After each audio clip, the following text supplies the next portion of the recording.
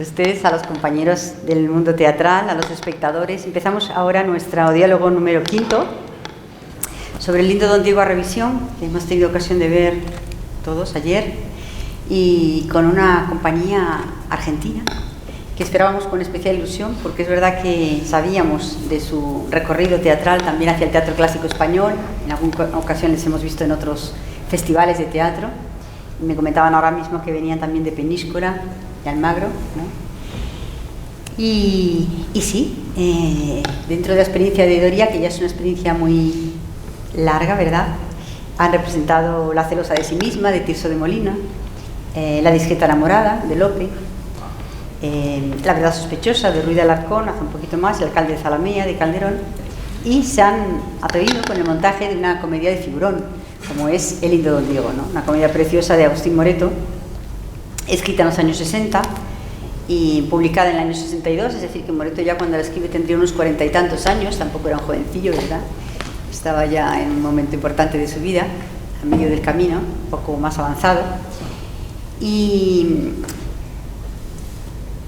es una comedia, pues, que, como han podido ver, bien conocida, que pertenece a un género que en España se cultivó mucho, se cultivó desde los años 30. Tenemos algunas, el otro día había aquí una tesis de Félix Blanco y nos hablaba de Castillo Solórzano y nos hablaba de cómo ya tenía comedias de figurón, ¿verdad?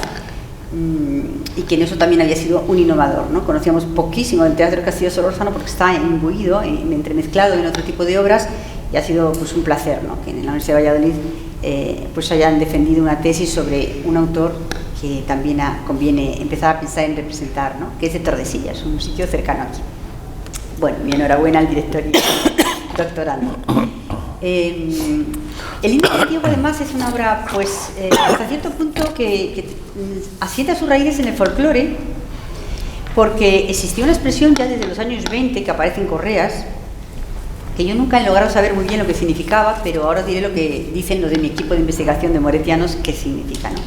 Se aparece en Gonzalo Correas en el año 27 ya, 1627, expresiones como: qué hermoso don Diego si fuera alcorza, la pasta blanca y azúcar que se echaba sobre los dulces, ¿no? O qué hermoso don Diego si no fuera muerto. O qué lindo don Diego y él era de corcho. O qué hermoso don Diego, solo. Qué lindo descanso de escalera, qué lindo don Diego. Claro, Correas los pone así, las expresiones sueltas con el don Diego, y lo que fue ocurriendo fue que cuando miramos a ver dónde se fueron incardinando estas expresiones sueltas, que ese diccionario de Correas las pone aisladas, pues vamos viendo que los contextos en que aparecen suelen referirse normalmente a una manifestación de indiferencia o incluso de un cierto desprecio, de una cierta mordacidad hacia un personaje llamado Don Diego, que no sabemos quién se inventó, porque el folclore pasa eso, tiene unas raíces muy difíciles de localizar, ¿no? El caso es que efectivamente Moreto en los años 60 tenía en la cabeza un tipo de figurón que era un personaje venido de provincias, en este caso de Burgos, para mayor coincidencia, que ya sabéis que doy clases en la Universidad de Burgos, venidos de Burgos, y que representaban en los personajes que les cuesta entrar en una sociedad distinta, como puede ser la sociedad de la corte o cualquier otra, y les cuesta incardinarse allí, porque sus costumbres son distintas, no tienen esa manera de ver la realidad, tienen un estrato social inferior y al mismo tiempo se quieren hacer superiores, buscan un matrimonio de conveniencia para progresar, como se vio perfectamente. El caso es que esto no es una costumbre solo española, porque yo estoy ahora mismo trabajando con teatro francés y me encuentro que en el periodo de Molière pasa lo mismo. Es toda una tradición que hay allí también de burla hacia la persona que intenta conseguir un matrimonio provechoso para ascender socialmente. Lo peculiar que tenemos aquí es el metrosexual, este personaje que no sé cómo calificar, como decías en un artículo que leí en un periódico argentino, del Don Diego, ¿no? Con sus peculiaridades.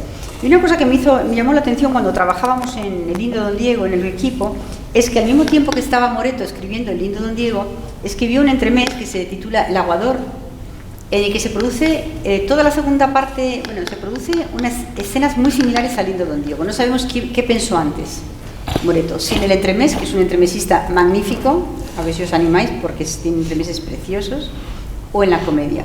El caso es que allí también Hay un tema de un personaje que se finge ser otro para conseguir un matrimonio o para, digamos, burlar a una persona que busca un matrimonio de alcurnia, ¿no? Y ese asunto lo debía tener el grabado. Moreto siempre busca personajes en su teatro que tengan algo disímil de la sociedad de su tiempo, es decir, que por algo no encajen. En este caso está clarísimo el porqué.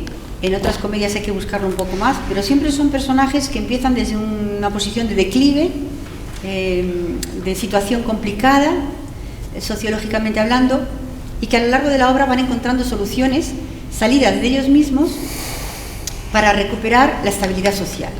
Es como si Moreto tuviera muy presente el discreto que va después, ¿no? O el personaje que tiene que ser, vamos a decir así, un prototipo de ente social.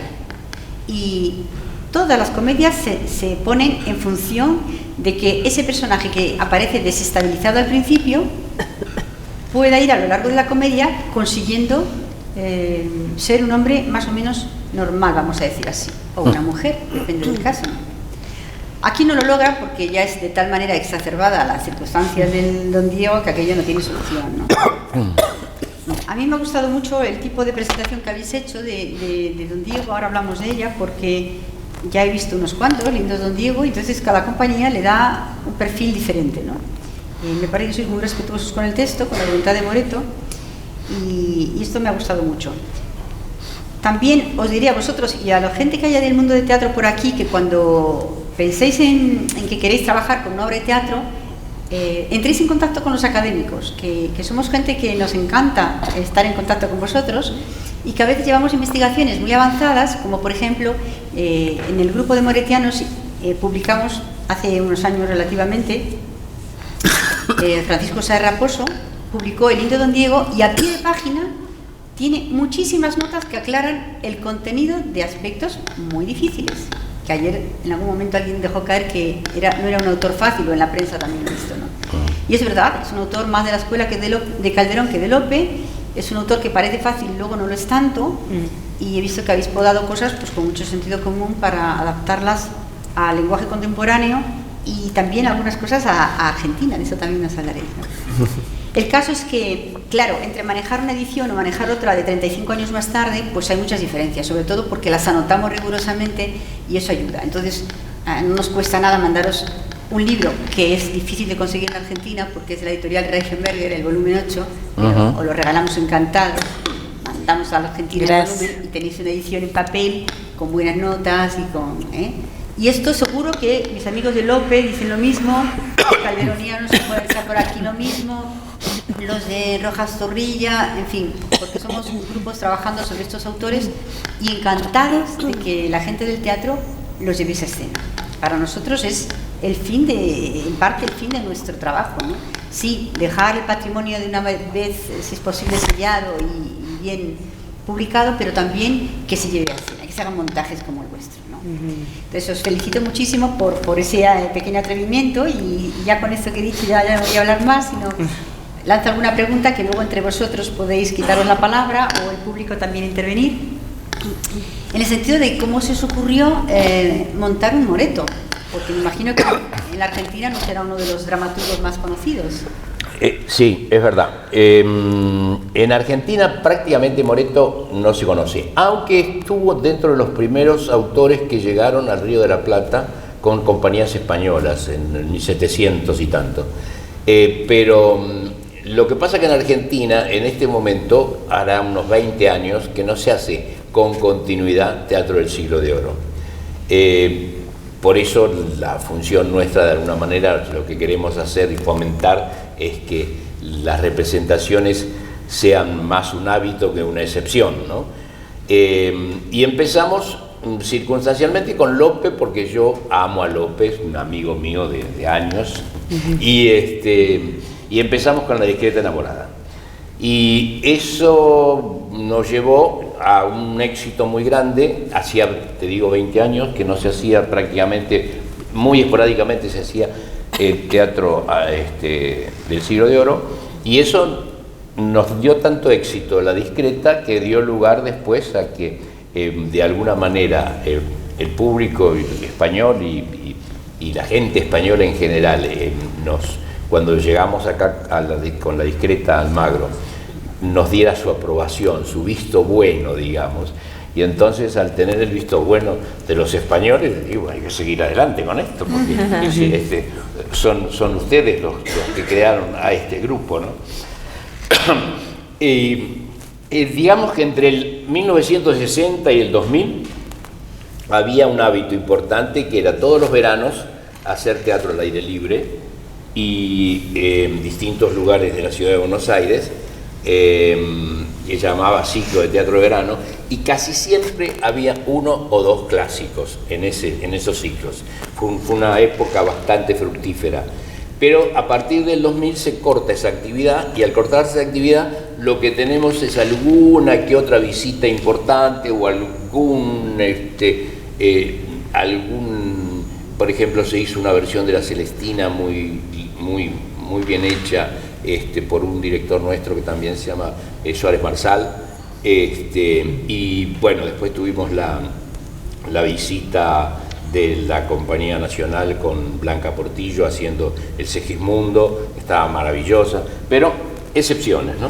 Entonces estamos tratando de que tanto para la gente de teatro como para los teatreros y los teatristas, como digo yo, los que hacemos teatro y los que ven teatro, sea más un hábito el hacer. Y cuando llegamos a hacer la discreta a Almagro, ahí vino una propuesta, bueno, coincidía con el aniversario de nacimiento, porque fue esto en el 18. Y al 19 coincidía con el aniversario del fallecimiento de Moreto. Y charlando con Nacho García, con el director del festival, nos comenta, sería bueno, porque por la cantidad de gente que ustedes son, da para hacer la obra, por los personajes, que hicieran el Lindo Don Diego. Yo hacía muchísimos años había visto una versión, precisamente en los jardines del Museo Larreta, de allá de Buenos Aires, pero la tenía muy perdida en el tiempo.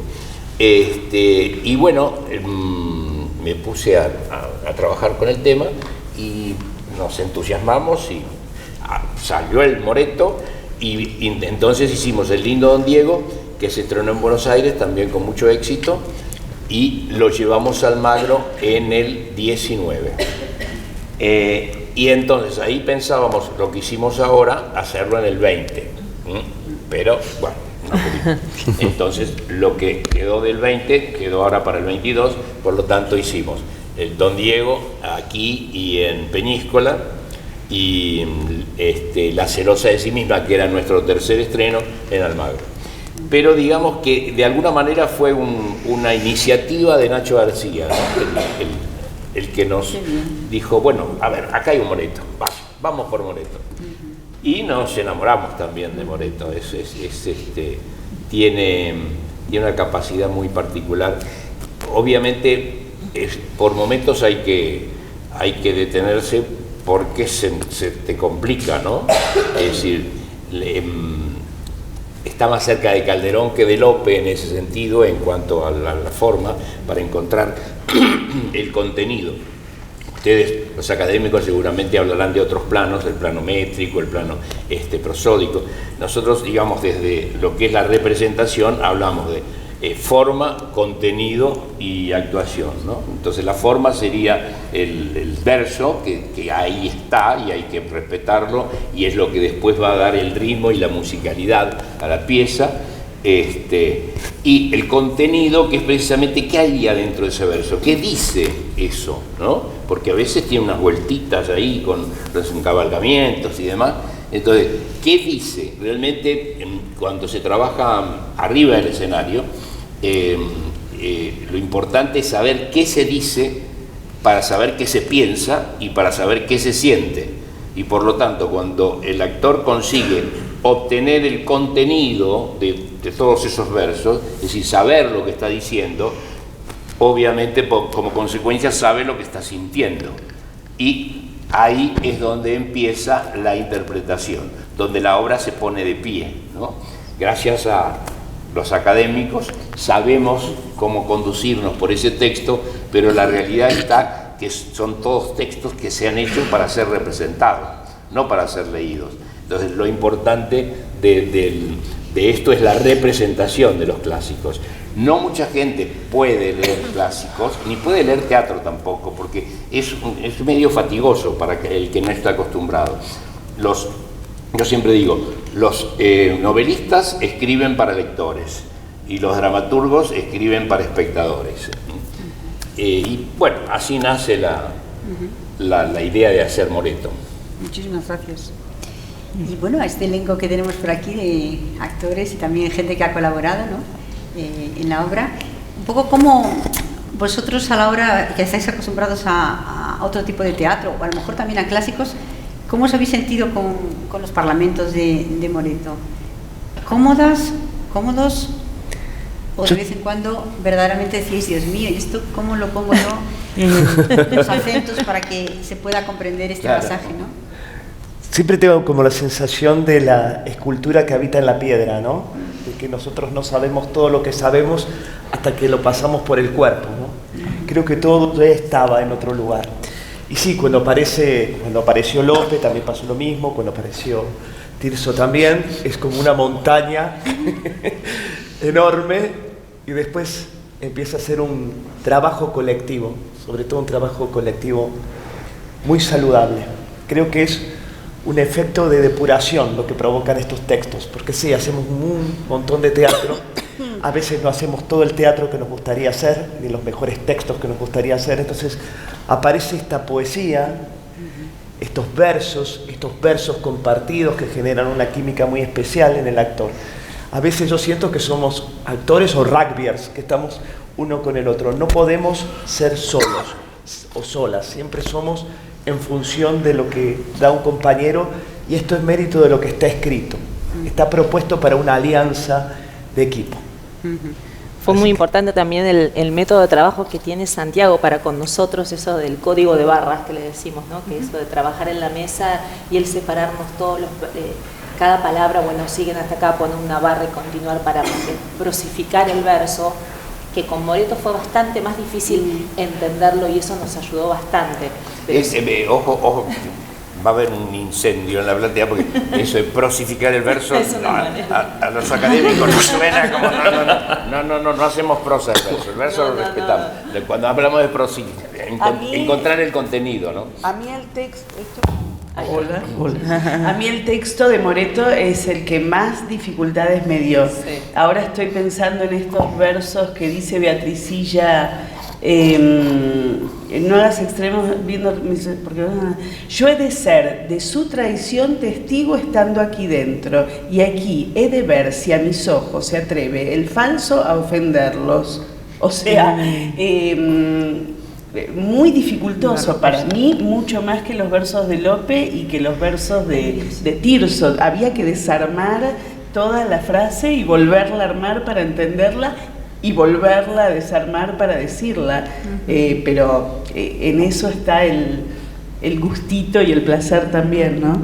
Hay otra cosa importante que promueve mucho Santiago, que es el juego escénico. Entonces, si uno, me pasa al menos, si me pongo como muy seria a analizar, por supuesto que hay un análisis, qué quiere mi personaje, qué es lo que dice, qué es lo que quiere, pero después el juego airea ese texto. Es como si aquello que uno lee y le causa alguna dificultad y tenés que volver, inmediatamente cuando aparece el juego en el cuerpo, la relación, como decía, con nosotros, se entiende más que sentado a veces, como en el análisis de como estar sentado ahí, tratar de... Entonces inmediatamente te parás, empezás a jugar, ¿qué voz que tiene mi personaje? ¿Cómo es? Eso es como si estos autores que también jugaron mucho con la palabra, propusieran que los actores entren en el juego. Si te pones solemne, quedás afuera de la propia voz de los autores. También nos pasa que función a función lo vamos descubriendo y lo vamos entendiendo. Los otros días nos descubrimos, pero acá quiere decir tal cosa. O sea, siempre vamos encontrando cosas nuevas a medida que vamos haciendo las funciones. Eso nos va pasando también. Sí, no es la primera vez que digo que Moreto resulta a algunas compañías más difícil que otros autores. Y es curioso porque cuando uno lo lee no parece tanto, ya estamos acostumbrados, ¿no? Pero sí. Claro. Vos sos amiga de Moreto, Claro, sos de López. sos del club de fans. Es que el contenido es sencillo aparentemente, Sí, sí. es más simple, tiene sí, una sí. llegada más directa, creo yo, el conflicto. Por ejemplo, la celosa de sí misma, la obra que estamos haciendo, me parece de una profundidad psicológica maravillosa, mucho más profunda, más compleja que Don Diego, pero sin embargo en el lenguaje es más complejo Don Diego. Sí, sí. Sí, me llama mucho la atención que estéis conciliando dos obras. Me decías que acababais de representar en Almagro La celosa. Sí. Y venís aquí con el lindo esto a las compañías. ¿Os es fácil hacer una cosa de estas? Cambiar una obra entera y estar haciendo un día una obra y a los 2 días una totalmente distinta. Yo creo que es un ejercicio bastante potente. Además, obviamente, en cada ida cuando íbamos andando hacia Peñíscola, todo el mundo iba diciendo los textos de Moreto, porque íbamos hacia el lindo Don Diego. De Peñíscola a Almagro, todo el mundo diciendo La celosa de sí misma y repasando toda la obra. O sea, nos vamos poniendo en movimiento con respecto a lo que llega, porque es como cerrar un libro, dejarlo en un costado y abrir el otro, ¿no? Yo creo que no solo no nos complica, sino que nos encanta.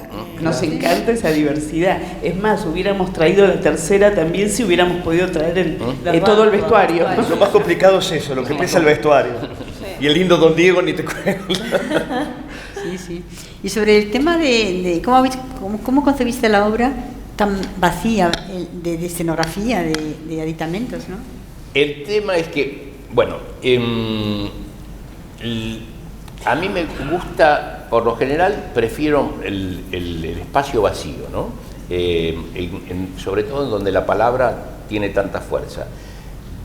Hago también espectáculos con escenografía, digo esto para que los escenógrafos no me peguen un palo en la cabeza, o sea, no estoy en contra de escenografía, pero teniendo en cuenta después en el tiempo que íbamos a viajar, entonces ya decididamente opté por lo que llamaríamos escenografía verbal, en donde la palabra cuenta todo, ¿no?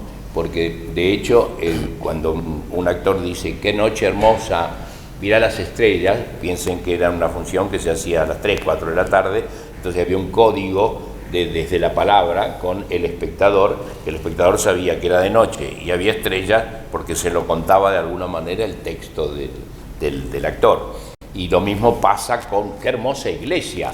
La iglesia no está puesta arriba del escenario, pero está en el imaginario del actor y obviamente eso pasa al imaginario del espectador. Entonces, el hecho de tener escenografía verbal, por decir así, que la palabra cuente y que el cuerpo arme la acción en el espacio y arme al mismo tiempo la idea del espacio, y hizo que trabajara en todas las obras desde el texto, la palabra, y entonces todos los espectáculos están en función de la música le da como el saborcillo español, sobre todo teniendo en cuenta nuestro público argentino, en donde todo lo que tiene que ver con la zarzuela, sobre todo, tiene como que ya, eso suena a España, ¿no? Por eso, por ejemplo, en Don Diego, la música es original para Don Diego, pero tiene un toque azarzuelado. Y lo mismo pasa con La celosa y lo mismo pasa con La discreta. El vestuario, sin querer ser totalmente fiel a la época, juega con cada época y nos mete un poco también en la época, ¿no? Y entonces el espacio se forma y casi la acción se convierte en una especie de coreografía y el movimiento nos pone en movimiento. Eso hace que podamos ir como lo que hicimos ahora, si esto tuviera escenografía o demasiadas cosas, elementos, sería casi imposible de llevar también, ¿no? Sobre todo que somos una compañía independiente, que no tenemos ningún tipo de subsidio, que estamos, no digo luchando, porque ¿para qué? Digo, pero sí remando, ¿no? que es un... me gusta más la metáfora de remar que la de luchar, para que las autoridades de nuestro país tengan un poco más en cuenta lo que estamos haciendo, porque es un esfuerzo bastante grande para poder seguir adelante con el tema, ¿no? Claro, sí, sí. Respecto a la música, a lo mejor, como allí estaba, digamos, al inicio, ¿no? Hay una frase importante, musicada, y al final otra que recoge, pero igual nos podéis recordar cuáles son esas frases, porque allí como estábamos pendientes de tantas cosas y sin embargo creo que eran muy importantes. Es una frase muy sencilla. Digamos que la concepción, ¿no?, es que todos se presentan, pero hay uno que es impresentable, ¿no?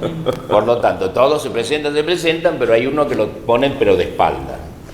Entonces, ahí le avisan al público, ¿no?, a prestar mucha atención con este gran fanfarrón.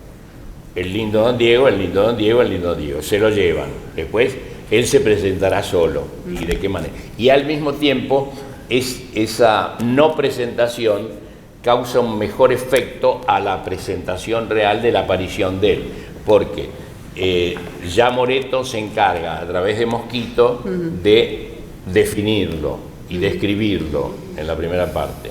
Entonces, la descripción de Moreto más esa presentación de todos los actores en el juego diciendo ojo con este, que ya van a ver lo que es, hace que cuando el don Diego llega a escena ya todo el mundo sepa de qué es lo que estamos hablando. Y en el final es exactamente lo mismo, pero dice, ha sido buena lección para cualquier fanfarrón, ¿no? La burla que le han hecho y cómo lo han dejado mal parado. O sea, ojos fanfarrones, no sean tan fanfarrones porque pueden terminar como este. Es un poco los dos brochecitos musicales, ¿no? Sí. Claro, en relación con El Narciso y su opinión, que es la obra de la que un poco parte Moreto, como bien sabéis, y está dicho en más sitios, ¿no? Sí se ve que hay dos diferencias fundamentales en Moreto y que habéis registrado muy bien, siguiendo el texto, claro. Una es que el personaje principal se presenta a sí mismo, acabas de decir, ¿no? No son los demás, como lo sucede en Narciso en su opinión, los que van presentándolo poco a poco, no. Es el mismo, el lindo, el que empieza a crecer y nos dice cómo es, cómo va vestido, cómo opina, ¿no? Y luego hay otra diferencia, y es que esta obra, el lindo aparece bastante tarde, como el verso 300 y pico. Antes hay una historia de amor, hay personajes, estáis aquí, las damas, los galanes, alguno, etcétera, que establecen unos vínculos que nos hacen pensar en que va a haber una historia pues de relación amorosa que es importante para Moreto y que ocupa buena parte también de la segunda parte de la obra, claro. Hombre, los fragmentos más cómicos efectivamente son cuando está en escena el lindo, ¿no? Pero tampoco hay que dejar de lado esas dos mujeres, ¿verdad?, con sus dos enamorados y jugando entre unos y otros, y por supuesto la presencia de Mosquito y de Beatriz, que es una cosa espectacular, y además que qué bien lo hicieron y fue fantástico, ¿no? Entonces, sí, supongo que esto de que es una historia de amor, o sea, Moreto sí refunde, pero acaba de terminar una persona que está aquí, recién doctorada, Javier Castrillo, una tesis doctoral sobre las reescrituras que hace Moreto de los anteriores, ¿no? Ajá, sí. Y lo que sí que hemos podido ver es que reescribe, pero reescribir no significa copiar, no significa de una manera sin ningún tipo de precaución traer fragmentos, ¿no? Él adapta la obra a un tiempo distinto, a una estética diferente, bastante posterior, por ejemplo, en el caso de Lope, que reescribe bastantes obras de Lope en un periodo distinto, han pasado 30 años, la gente quiere cosas diferentes, él simplifica mucho las tramas, mejora mucho los graciosos, claro. La parte de comicidad le da mucho más peso, y entonces salen obras muy chisposas, muy graciosas, ¿no? Como puede ser también el lindo, ¿no? Entonces, cuando penséis que refunde a Narciso en su opinión, pensar que refunde pero variando cosas esenciales, como es estos factores, ¿no? De que el gracioso toma por sí mismo la fuerza de la acción y luego que hay una acción amorosa paralela muy bonita y que por supuesto el pobre gracioso queda suelto, ¿no? Como decía Serralta, Federico Serralta, un compañero de Toulouse, es el galán suelto, en este caso es el gracioso suelto porque... Claro, lo que pasa es que la palabra refundición es medio como despectiva, pero claro. En realidad es un trabajo muy arduo y muy, muy particular el que él hace. No es que copie, como vos decís, sino elabora mucho, reelabora lo que encuentra, ¿no? Pero no en función de copiar simplemente, sino en función de mejorar una idea, un concepto, un argumento, una línea argumental. Y es verdad lo que decías también con respecto a la historia de amor de esa Inés que no sabe cómo hacer para defender a su amado, ¿no? Sí. Sí, que aparte Inés dice en un momento, contigo también, al padre, ¿no? Contigo también, Señor, mi voluntad ajena, solo tu gusto es mi amor. O sea, Moreto ahí está marcando el padecimiento de las mujeres en esa época, uno de los tantos padecimientos, ¿no? De las mujeres en esa época, que era la obediencia absoluta, ya sea al padre o al hermano. Siempre había que aceptar lo que decidían por ella y casarse con quien le encontraban o con quien decidían, convenía, claro, por cuestiones de dinero, por lo que fuere. Y ella iba en contra de eso, más allá que le planteaba que aunque de estar pronta siempre a obedecer, ella no quería llegar a ese punto. Y eso era lo que padecían todas las mujeres en el siglo de oro, y los autores lo manifiestan constantemente. Lo podemos ver en Tirso, lo podemos ver en Lope, lo vemos en Moreto, y eso es muy interesante para nosotros poder interpretar también el padecimiento de las mujeres en esa época. Y además los matices, porque por ejemplo las dos hermanas son realmente distintas, ¿no? Digamos que Inés es la más romántica, ¿no? La más heroica, y en cambio Leonor es la más acomodaticia y la que, bueno, o sea, es más, contrarrestando lo que dice Inés, Leonor en un momento dice: ¿dónde encontraste una mujer que se haya casado con el sí del padre, ¿no? O sea, ella como que de algún lugar se revela, y después cuando el novio le toca, que es más lindo de lo que pensaba, dijo: bueno, vamos por todo. Y o sea que es la más... Hay un contraste muy interesante también en los perfiles psicológicos de las dos enamoradas, digamos, ¿no? Creo que Leonor sufre un cambio en la obra, que es que al principio sí, bueno, le manifiesta a su padre, yo, Señor, no sé tener voluntad como un valor, y si ha de ser alguna, esa es mi obediencia, al contrario que Inés. Pero luego, quizás porque ya ella está acomodada, está ya en otra posición, porque justo quien le tocó le gusta, se vuelve como, no sé si existe la palabra aquí, sorora, como una solidaridad entre mujeres, y se carga al hombro a su hermana, la voluntad de su hermana, que es casarse con don Diego, ¿no? Al principio parece que no le importara nada, y luego lo toma como su causa propia, la defiende ante don Diego. Es interesante esto de la alianza de mujeres que se produce como transformación, ¿no? Y cómo está organizada también la estructura de la obra que recién hablabas. Santiago hablaba de la musicalidad de los versos, y creo que en este caso, en la mayoría de las obras del siglo de oro, la musicalidad, entendiendo que el teatro es para que exista, tiene que haber un espectador y un actor y nada más, y lo demás puede ser prescindible. Si entendemos eso del teatro, creo que la relación es esa musicalidad que va apareciendo primero con el humor, luego con la historia de amor, o todo el tiempo la historia de amor, pero matizada con algunas escenas de humor. También van creando una musicalidad que viene desde el espectador, que se produce en el entre, ¿no? Ni en el escenario, ni en la platea, sino en la relación entre la platea y el escenario, que es cuando aparece la risa, cuando aparece, o cuando opina el público, o cuando participa con una sonrisa, o viendo qué es lo que pasa, expectante, a ver cómo se desarrolla la escena de amor y cómo termina esta historia. Entonces creo que esa musicalidad que tiene la estructura de la obra también es importante, además de la que lleva el verso. Sí. Bueno, con respecto a lo que dice Pablo, el público argentino, entiendo que el público español está obviamente mucho más acostumbrado a ver estas obras, pero el público argentino no. La gente se ha sorprendido mucho con nuestras obras, y nosotros nos hemos sorprendido de cómo la gente entiende y disfruta el público argentino. Y con respecto a lo que dice Pablo, me acordaba de una amiga que me decía: ay, me parecía que los versos danzaban en el escenario, y a mí me pareció una hermosa manera de describir, ¿no? y me sorprendía esto, cómo la gente lo entiende casi desde el principio, no sé si desde el minuto 1, pero la gente lo entiende.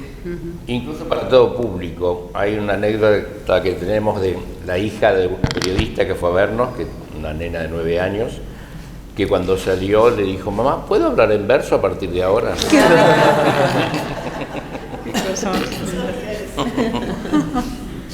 Sí, sí. Sí, no Bueno, sé. perdón, el sobrino de Andrés, nuestro compañero, que se sabe el diálogo de Mosquito y el padre. Están allá los galanes, ¿no? Sí, ahí están, Ah, sí. nuestros compañeros. Ahí están, efectivamente. Tarde. Por Los eso están ahí en el galanes. fondo. sol tarde salió aquí con su luz. David. Sí, la respuesta del público es muy interesante y a nosotros siempre nos llama la atención que en lugares pequeños, como puede ser Olmedo, Almagro también, ¿no? El público, había mucho público de aquí, muchísimo público del pueblo, también vendría gente de otros lugares, ¿no? Pero siguió muy bien, no sé si vosotros lo percibíais desde el tablado, ¿no? Las risas, Sí. toda esa, sobre todo en esa primera parte, ¿no? Que es tan cortada, que tiene los parlamentos tan cruzados. Había muchas risas y la gente entendía perfectamente.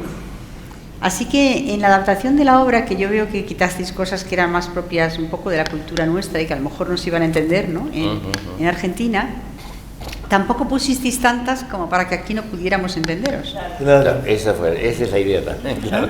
claro. ¿Cómo trabajáis esa parte de Es decir, la versión? en realidad es más lo que saco que lo que agrego, digamos. No agrego, agrego en función de la necesidad de unir alguna cosa con otra. Y de repente hay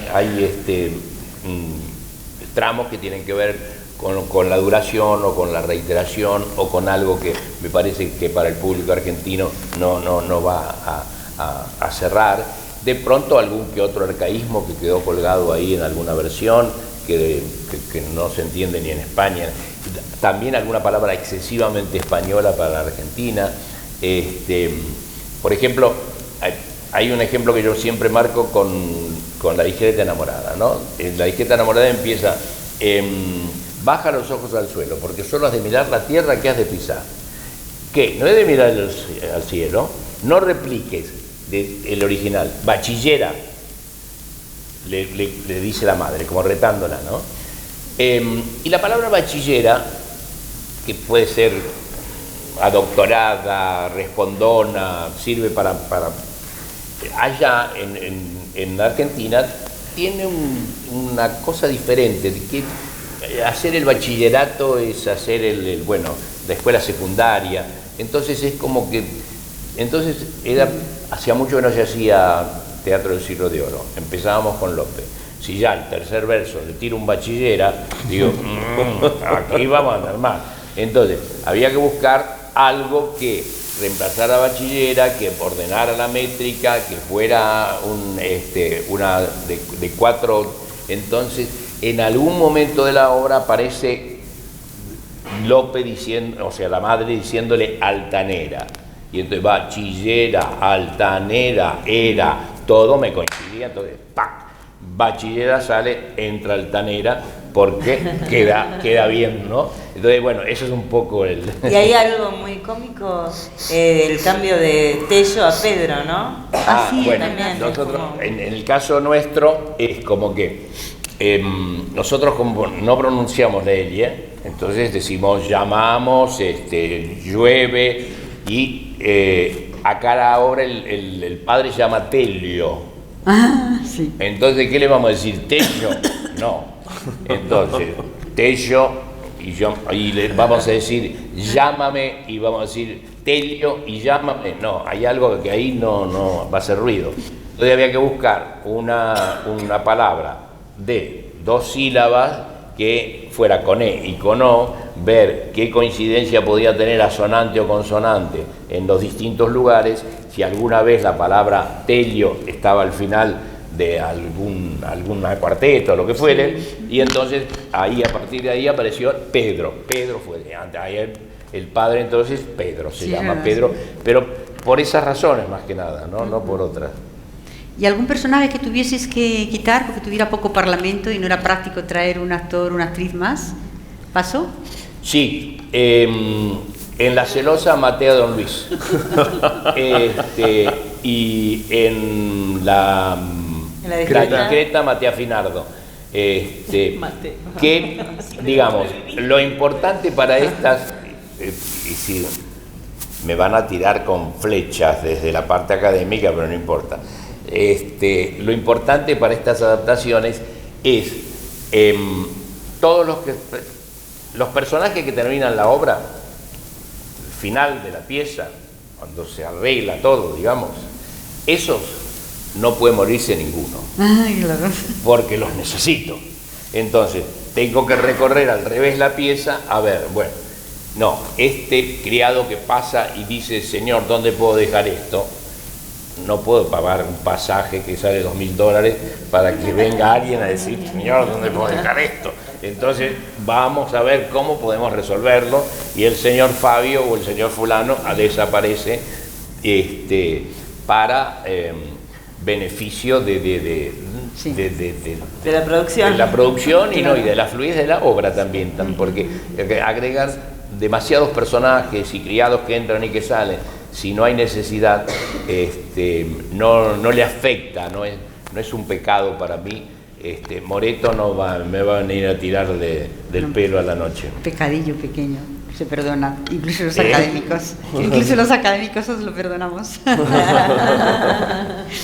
Sí. Claro, porque los académicos supongo que nos tienen que disculpar a la hora de la representación elementos que, así como en lo académico se presentan elementos de discusión y elementos de dificultad de seguir adelante con tal o cual cosa, en la representación también nos pasa eso en base a los que nos dejaron los académicos. Los académicos nos dan el texto ya trabajado y visto para la representación.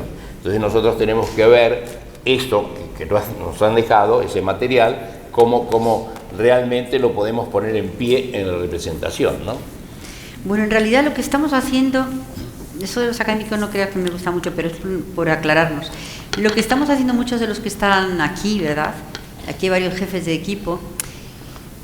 Nosotros tratamos de que las obras de teatro del siglo XVII se publiquen hoy día de la manera más cercana a como las quiso su autor, sin ponerlas ni quitarlas, buscando la voluntad del autor.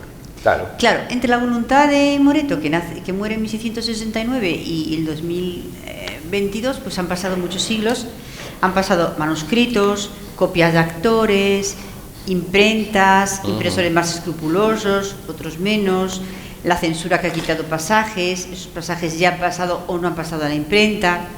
En fin, se ha producido por ahí toda una especie de árbol genealógico respecto a lo que quiso Moreto en 1662 con el Lindo Don Diego o cualquier otro dramaturgo, y lo que tenemos que, en lo que estamos metidos es nosotros reunimos todo ese bagaje que ha ido trayendo a la historia y nos vamos retrotrayendo al inicio para ver qué es lo que han ido poniendo otros, que no fue ni la voluntad de Calderón, ni la voluntad de Lope, ni la voluntad de Agustín Moreto.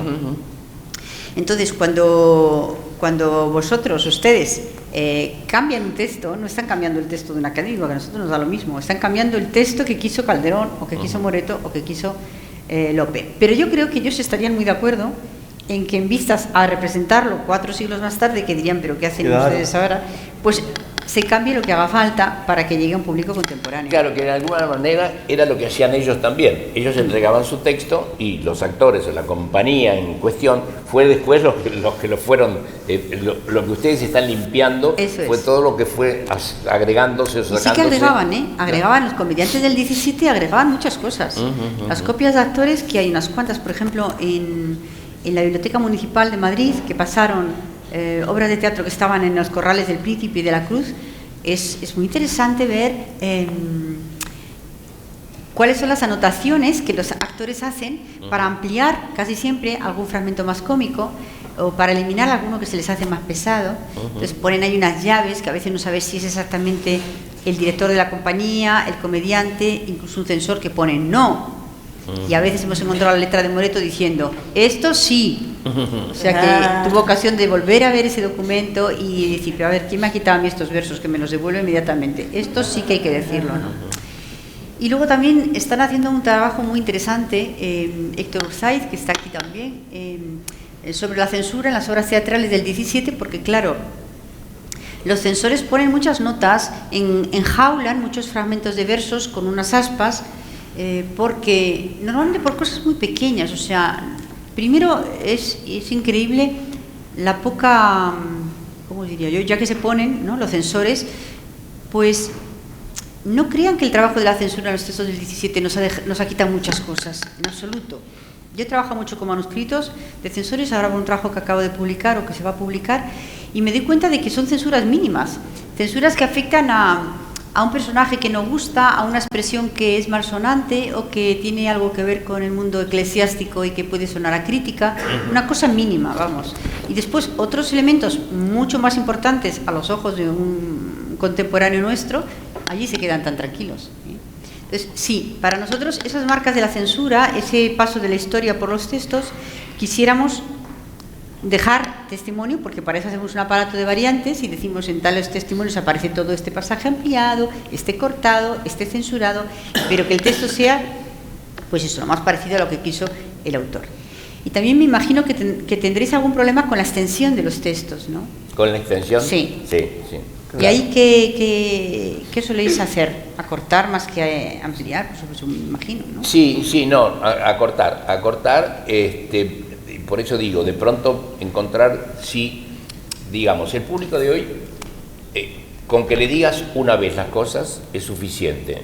Si el público hoy escucha por segunda vez un mismo dato o una misma información, es como que lo sacás porque ya lo sé esto, ¿no? Dentro de lo que es la estructura dramática. Esto ya es una suposición mía, es decir, encuentro reiteraciones de cosas que se van diciendo durante cualquier clásico, que yo las relaciono con el tipo de público que tenían en ese momento, en donde de tanto en tanto tenían que como recordar un poco lo que estaba pasando con esos mosqueteros ahí, las señoras en la cazuela y demás, ese público tan bullicioso, es como que de tanto en tanto tenían el autor, desde la escritura, decir, bueno, esto lo voy a decir de nuevo porque a esta altura de la función vaya a saber lo que pasa, ¿no? Bueno, eso es algo que yo me imagino, pero entonces hay cosas que digo, bueno, esto ya se dijo, esto ya se entendió, entonces acá podemos llegar a cortar. Y obviamente el corte tiene que ver respetando si es una quintilla, respetando una décima, respetando los octosílabos, o sea, con el respeto que tiene que tener uno con la métrica y con la sonoridad del verso, ¿no? Pero lo que trato de sacar precisamente es eso, y por ejemplo cuando hay un personaje que puedo llegar a sacarlo del juego sin que afecte a lo que es la línea argumental, ¿no? ¿Qué proporción de versos más o menos has quitado en esta obra? Y bueno, yo calculo que estamos, suponte, viste que una obra puede tener hasta 3.000 y pico, 1.000 y pico por acto, por jornada. Yo creo que pueden estar quedando en 800 por jornada, más o menos, para que los espectáculos no lleguen a más de la hora y media. Yo siempre intento que no lleguen a más de la hora y media, porque para tener la atención del público, porque hay un trabajo doble, ¿no? O sea, en general, para tener la atención del público, hoy día que todo el público, toda la gente va corriendo a todas partes, es decir, tenerlos sentaditos, tranquilos, escuchando, y además una obra en verso que no se está habituado a escuchar, entonces digo, bueno, si la acoto en tiempo, seguramente va a llegar más fluida y nadie va a empezar a moverse así, ni a toser, ni mucho menos, porque vamos a estar con el tiempo justo, ¿no? Claro. Entonces creo que le doy valor al tiempo, duración, de lo que es el espectáculo en su totalidad para para no perder la atención del público, sobre todo. Este público que seguramente que tendrá alguna cosa que quiera preguntaros, la posibilidad de teneros allí, de teneros aquí, sí, tienes la palabra, sí, vamos a empezar a pasar un poquito algún micrófono.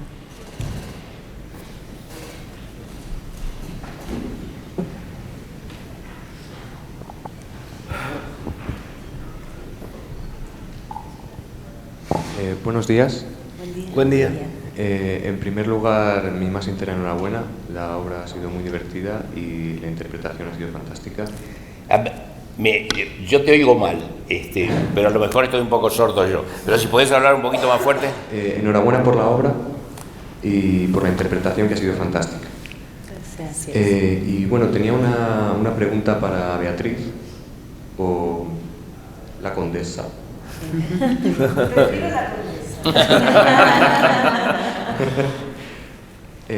Y es precisamente sobre eso. ¿Cómo es, qué dificultad añadida hay en interpretar un personaje que a su vez está interpretando un papel sin que se pierda además la esencia del primero?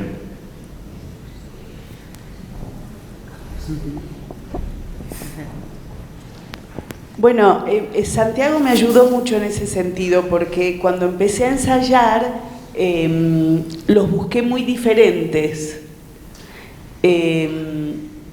Y él me dijo algo que estaba bueno, me dijo, no lo hagas tan diferentes a Beatricilla y la Condesa, acércalos. Eso me ayudó mucho, porque sí, es la misma persona que está haciendo la morisqueta, digamos.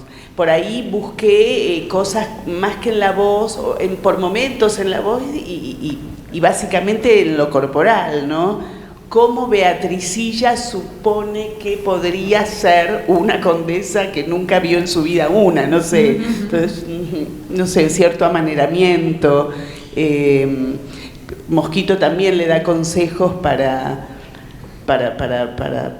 que Beatricilla sepa cómo hablar, entonces Beatricilla escoge palabras absolutamente absurdas, las mezcla y ahí le sale una frase, digamos.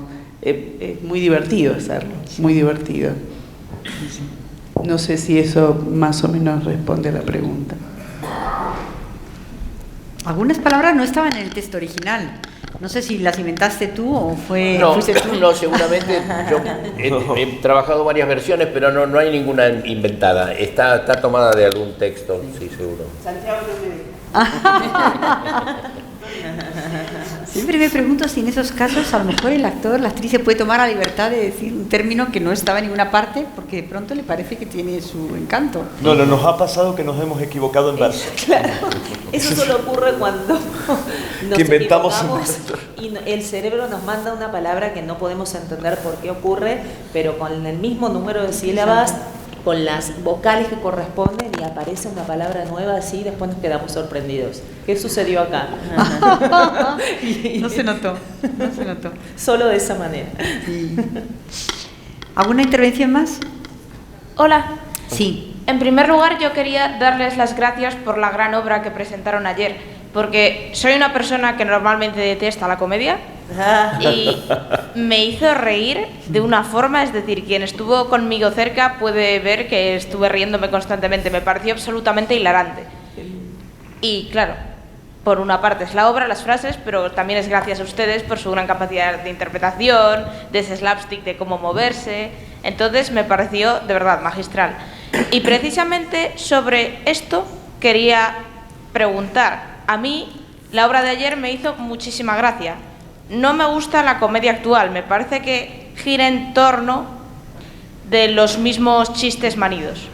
¿Creen ustedes, como comediantes que se dedican a los clásicos, sé que hacen más cosas aparte de comedia, pero han bordado la comedia, sé que hacen más, como lo de la celosa de sí misma, así que pregunto en el terreno de la comedia, ¿creen que ahora mismo hay una especie de declive de la comedia actual por oscilar en torno a los mismos chistes que no se daban en la comedia antigua?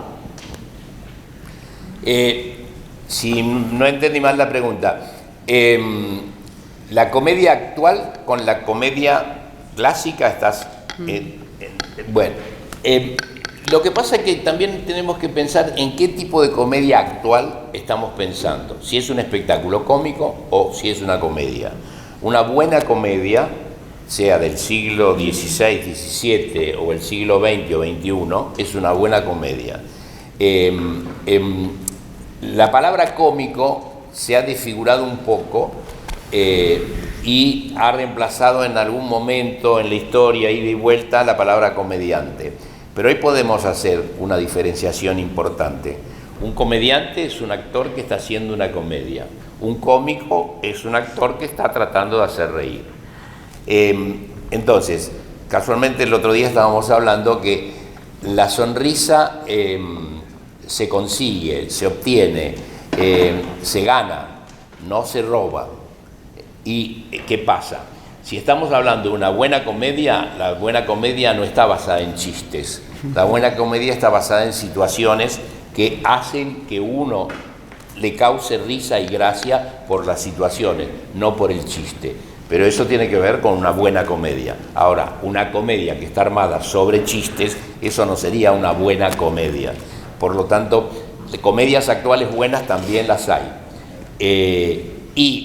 Lo que recibe el público no es a un cómico que está haciendo reír, sino a un comediante que le pasan cosas, porque lo más importante de la comedia es trabajar en serio, porque el contraste es el que te hace reír. La desgracia de la situación de la comedia es lo que en definitiva el público se está riendo.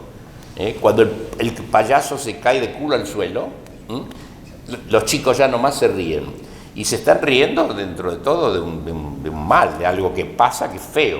Y en la comedia nos pasa eso, nos estamos riendo de los pobres conflictos que está sufriendo ese protagonista, porque nos estamos identificando con él, que nos pasaría en la misma situación. Por eso digo que lo que hay que diferenciar fundamentalmente en lo que es comedia clásica, comedia actual, es la calidad del material. Y entonces, también Moreto o Lope o Tirso o Calderón o cualquiera de ellos ha hecho algunas comedias que son, perdón, ¿no? Pero que son olvidables como cualquier otra, ¿no? Y hoy también se escriben comedias que son olvidables, pero también se escriben comedias que son importantes. Pues muchísimas gracias por la respuesta y de verdad que mi más sincero agradecimiento por haberme dado un rato tan bueno ayer. Gracias. Bueno, ahora también. Gracias. Así que muchísimas gracias. Gracias. ¿Alguna intervención más? ¿Sí? Buenos días. Buen día. Antes que nada, bueno, agradecerles de antemano el trabajo y felicitarles y agradecerles ya no solo por el curro como tal, sino por engrandecer de alguna manera el panorama teatral español allende los mares, ¿no? Y apostar por el patrimonio áureo y nuestros clásicos, que creo que es interesante que se vean allá, ¿no? Dicho esto, y por poner una nota discordante, pero ya digo con todos mis respetos y todo mi cariño, hubo un asunto que me inquietó un poco de la intervención de ayer, y fue el tratamiento de la partitura versal, del decir del verso en español, porque me pareció, ya digo con todo mi afecto, que había un balance extraño entre la prosificación, que se le había escapado un poco a la compañera, y el rengloneo, incluso rompiendo concienzudamente las sinalefas, y puede ser que sea una opción desde la dirección, y en estos términos también me interesa que me den su opinión. ¿Cómo habéis tratado, cómo han tratado ustedes el verso? ¿De qué manera han trabajado la dicción para propiciar también el ritmo, obvio, pero en qué términos, ¿no? han currado esto? Bien, es un poco lo que decíamos antes. Ante el texto, yo primero trabajo el texto solo, y cuando tengo armado lo que definimos por la versión, por decir así, recién entonces me pongo en contacto con los actores. Entonces, el primer paso es que los actores lean el texto tal cual se los doy, a ver qué les pasa. Y yo creo que el ingreso a los teatros, sobre todo al teatro en verso, es importante tener en cuenta leer de corrido, aunque haya tramos que te pierdas y no lo puedas entender. seguir hacia adelante y tratar de terminarlo. Y cuando terminaste de leerlo, o sea, al rato o al día siguiente, ahí leerlo una vez más. En la segunda vas como a transitar un caminito recorrido ya, y empiezan a aparecer cosas en donde todo se te empieza a abrir y a entender mucho más. Y ya en una tercera lectura ya sabes perfectamente de cabo a rabo todo lo que estás leyendo.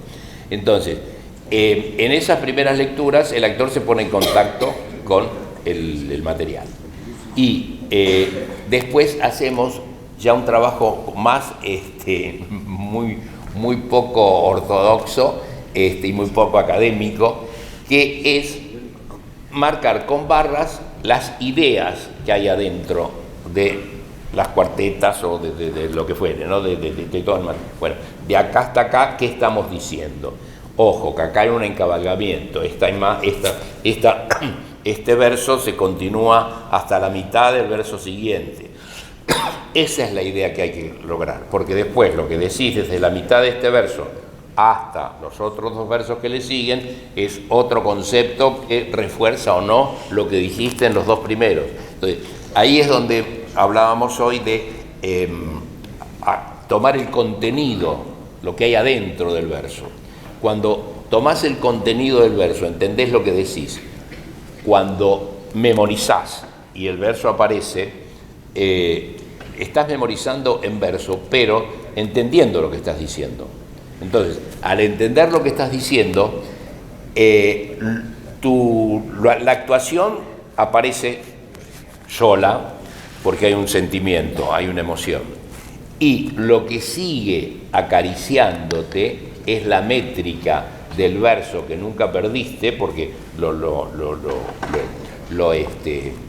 lo aprendiste tal cual está, y entonces el ritmo de todo te lo da esa constancia de la versificación que siempre respetaste. Entonces, lo más lindo que tiene es que entendés lo que decís, pero al mismo tiempo hay una musicalidad de la palabra que te va acompañando en ese decir, y es dejarse seducir por el verso. Eso es lo que uno hace primero como actor, y después trata de que con el espectador pase lo mismo.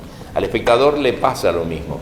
El espectador, si se deja seducir por el verso, si entra en ese clima, llega un momento que entendés todo y hasta te resulta regocijante sentir esa melodía en la palabra. Es que hay algo también, me acuerdo de un profesor de técnica vocal que nos decía, bueno, la técnica está para olvidarla. O sea, hay un momento en el que uno hace mucho cracrucricro, o sea, ejercicio de articulación, de respiración, pero mientras estás actuando no pensás en la técnica vocal o en articular. Es un músculo que se practica afuera y que luego se incorpora. Me parece que el trabajo con el verso es lo mismo, es pensar, sí, en la métrica, o hay cosas que bueno, ya lo dijo Moni y Santiago, que están en barras para que no se pierda el sentido, para no cortar porque se terminó el verso ahí, sino continuar con la idea, pero luego en el escenario no para olvidar ese trabajo primero, me parece que, y entrar en el juego y darle vida a un personaje que cuando se lee la obra, claro, hay algo de piedra, ¿no? Hay algo que hay que horadar esa piedra, pero estoy hablando bien de una piedra que tiene una estructura, que es antigua, que es potente, ¿no? Pero hay que darle aire porque si no, bueno, puede... Y no dejamos cansar. de ser argentinos haciéndolo. No dejamos de tener nuestra identidad. Entonces también muchas cosas que también a veces deben sonar tienen que ver con que hemos respetado eso esencialmente. De que nosotros somos argentinos, a veces es como decirle misa al Papa, hacer teatro al español aquí. Pero creo que eso también tiene que ver con algo de lo sonoro. Bueno, yo también, el agradecimiento, ¿no? Por lo gracioso y demás. Acabamos, muy breve, sí, la última. Nada. Bueno, y el agradecimiento también por lo que decía antes Dani de llevarlo, ¿no? Llevar los clásicos también pues a Hispanoamérica y todo, ¿no? Bueno, el caso es que en lo que referente al verso, yo también me planteé la duda de si había un asesor, porque, por ejemplo, sí que noté muy bien la cadencia, la caricia, ¿no?, de los versos de la que hablaba usted en algunos, por ejemplo, en El lindo Don Diego, en Los graciosos, pero sin embargo, en otros actores no notaba esa versificación. Y sí pausas al margen de los versos. Entonces, por si había homogeneidad o no, o un asesor en común. Era lo que me planteé también ayer. Gracias. No hay asesor. No, claro, es más o menos. Claro. Nuestro asesor es nuestro director, digamos. Muy bien, pues si os parece vamos a dejar un ratito porque a las 12:30 empezamos la siguiente conversación, el siguiente diálogo. Muchísimas gracias. No, Cruzar mar para venir a vernos. Muchísimas gracias.